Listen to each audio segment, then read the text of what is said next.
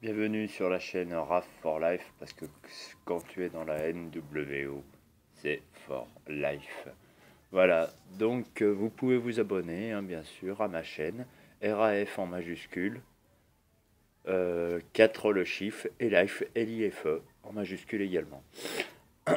Voilà, donc on va partir sur un petit récap de cette semaine à la WWE. Voilà, je voulais vous faire un abécédaire de la WWE, donc j'en ai noté quelques-uns. Je vais parler de plusieurs choses brièvement, j'enlève les lunettes, hein. Voilà. Donc voilà, on va parler de choses et d'autres à la WWE. Beaucoup de choses à dire sur ce Raw, plein de symboliques, j'ai trouvé. Beaucoup de symboles, comme par exemple, je viens vite fait dessus, mais par exemple ce signe NWO de Baron Corbin pour se moquer de Finn Balor qu'il a battu, hein. Voilà, donc Baron Corbin qui est le nouveau général manager de Raw et j'en suis très satisfait parce que le niveau top L à la WWE a considérablement gagné en puissance. Je trouve que les top L, ça va, ça gère. Même Alexa Bliss, hein, dans son rôle de petite chippie, moi j'adore. Euh, et à surveiller aussi Ruby Riott. Ah, Ruby Riott, c'est quelque chose. Moi j'aime beaucoup. Voilà, mais pour y avoir un bon feeling top L versus top face, enfin babyface versus top L, je veux dire, à la WWE avec Triple H qui a annoncé que c'était le retour de l'Attitude Era avec à Super Showdown le 6 octobre prochain son match contre l'Undertaker, la Der. Voilà, moi on fera les pronostics en temps voulu, mais ça peut laisser imaginer beaucoup de choses, hein. Corporate Ministry, allez savoir. Moi voilà, je dis ça, je dis rien. Voilà, donc de quoi on va parler? On va parler de plusieurs choses dans un ordre bien proposé. Voilà, donc un Raw très sympathique, hein. Ah oui, Dolph Ziggler aussi, avec sa guerre contre le Shield, Braun Strowman qui est dans l'entourage en tant que Monster Money in the Bank. Oui, il y a de grandes choses qui sont en train de se passer à la WWE, je trouve. Qu'on est en train de retrouver un niveau de match, comment dire, de rêve qui pourrait se créer avec tout ce flot de légendes qui gravitent dans l'univers de la WWE. Voilà, donc maintenant je vais parler d'Edge Styles. Alors Edge Styles, voilà, à SummerSlam, il a pété un plomb face à Samoa Joe. Alors j'ai pu enfin voir SummerSlam et là, avant de faire ma vidéo, j'ai regardé en abrégé, on va dire, Extreme Rules. Voilà, donc j'ai bien aimé ces deux pay-per-view. Bon, un peu déçu sur certains matchs, mais sinon dans l'ensemble c'est correct. C'est amusant à voir la WWE faire évoluer ses pions comme ceci. Voilà, donc je reviens sur Edge Styles. Donc voilà qu'Edge Styles qui bat Samoa Joe. Donc je pense qu'il y a, oui, il y a Hell in qui se prépare aussi le 16 septembre prochain. Ça va donner Hell in aussi, hein. Strowman, Roman Reigns dans la cage.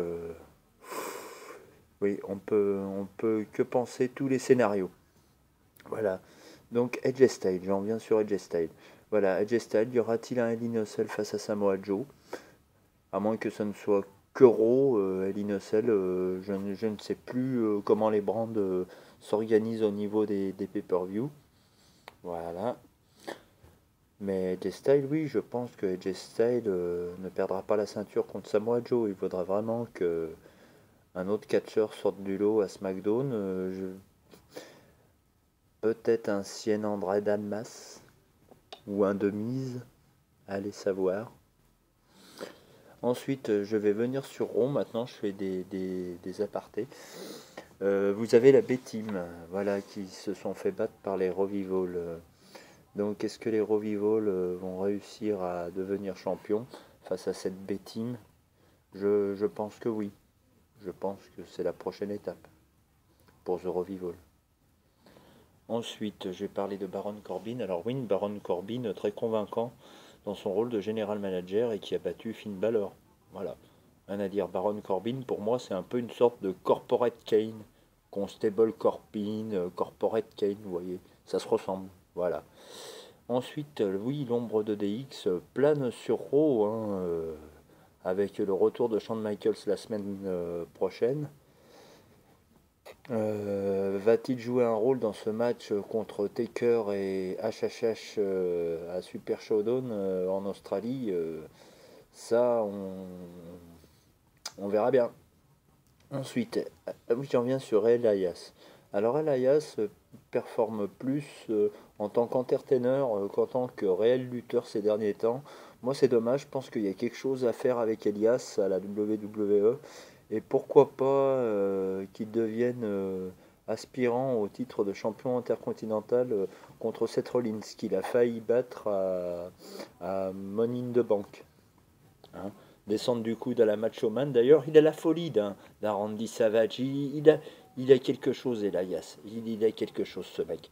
Ouais, moi je vous dis, je l'aimais pas à ses débuts. J'ai dit, c'est quoi ce gars avec sa gratte et... Non, Elias, moi, walk with Elias. Voilà. Elias, it's for you. I like you, man. I like you. Voilà. Ensuite, oui, là, je suis parti en trip. Alors, Natalia pourrait se placer en, en, en aspirante numéro un au titre face à Ronda Rousey. Alors après, vont-elles créer une sorte de nouvelle fondation pour rendre hommage un peu à l'entourage de Bret Hart, enfin rendre hommage un peu beaucoup, voilà, avec tous ceux qui nous ont quittés de la Hart Family, c'est terrible. C'est terrible, j'en pleure presque parce que c'était de très bons lutteurs, le British Bulldog, Owen. Vous voyez, je vais arrêter là parce que voilà. Brian Pillman, ancien partenaire de Stone Cold dans les Hollywood Blondes à la WCW. Non mais voilà, peut que être triste et espérer pour Natalia parce que elle mérite, c'est une catcheuse émérite. Voilà, j'en dirai pas plus, mais pourquoi pas créer une nouvelle fondation qui se mouverait dans cette nouvelle WWE à l'ancienne, vous voyez, avec un corporate ministry de folie. Non mais j'imagine, imaginez un Bray Wyatt, un Matt Hardy qui a des pouvoirs décisionnaires, qui devient général manager de SmackDown, The Bar qui pourrait s'allier avec eux, et puis l'Undertaker et Triple H qui dirigeraient la WWE avec une NWO DX. Il y a moyen de faire quelque chose, hein. Moi, vous voyez, c'est ce que je ferais. Vous direz, il tripe le Rap for Life, mais oui, il faut triper parce que il peut se passer des choses marrantes au niveau des légendes et des connexions avec la nouvelle génération actuelle. Voilà.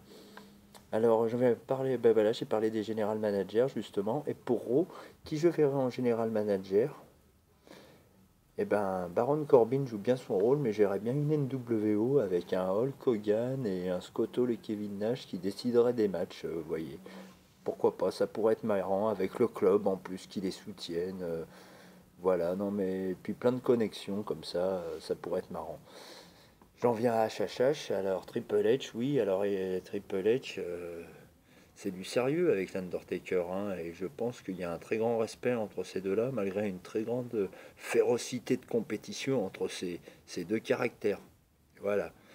Le championnat intercontinental, alors oui, alors pourquoi pas un Bobby Roode ou un Elias Ascension qui battrait Seth Rollins, hein? Parce que le Shield est revenu, hein? Le Shield. Oui, pardon. Non, mais le Shield, voilà, je me la racle sur eux, mais non, mais c'est marrant de les voir. Ils ont eu une traversée du désert les trois, et enfin moins Seth Rollins, l'architraître, comme on l'appelle. Mais voilà, le championnat intercontinental, Seth Rollins c'est bien parti pour le conserver. Et c'est pas Dolph Ziggler et McIntyre, hein. C'est pas HBK et Kevin Nash. Voilà. Bon, bah écoutez, je pense que je vais arrêter là. Eh ben, écoutez, si vous avez des questions, n'hésitez pas. Ma chaîne, c'est RAF for Life, parce que quand tu es dans la NWO, c'est for Life. Abonnez-vous, RAF en majuscule, 4 le chiffre et LIFE, comme la vie. Voilà. Et ben, je vous dis à bientôt. Ciao.